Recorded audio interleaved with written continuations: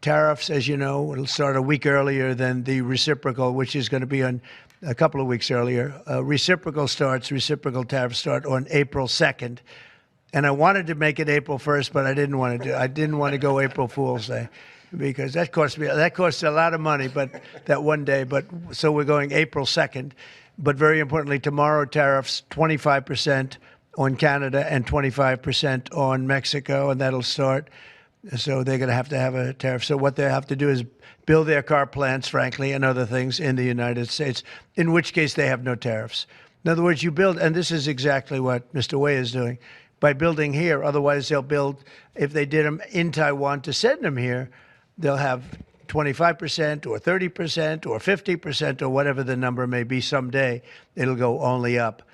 But by doing it here, he has no tariff, so he's way ahead of the game. And I would just say this to people in Canada or Mexico, if they're going to build car plants, the people that are doing them are much better off building here because we have the market. We're the market where they sell the most.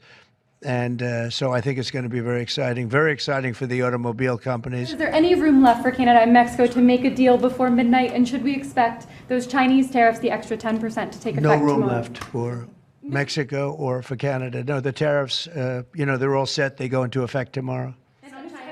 Mr. President, just to follow up on my colleague's question. And just so you understand, vast amounts of fentanyl have poured into our country from Mexico, and as you know, also from China, where it goes to Mexico and goes to Canada, and China also had an additional 10, so it's 10 plus 10, and it comes in from Canada and it comes in from Mexico. Tariffs are easy, they're fast, they're efficient, and they bring fairness. For instance, when people kill their dollar, their equivalent of the dollar, whether it's the yuan or the yen in Japan or the yuan in China, when they drop them down, that puts us at a very unfair disadvantage. So all I have to do is say, Howard, we're going to have to raise the tariffs a little bit because I've called President Xi, I've called the leaders of Japan to say you can't continue to reduce and break down your currency. You can't do it because it's unfair to us. If we had a president that knew what they were doing, and we had a lot of them very bad on trade.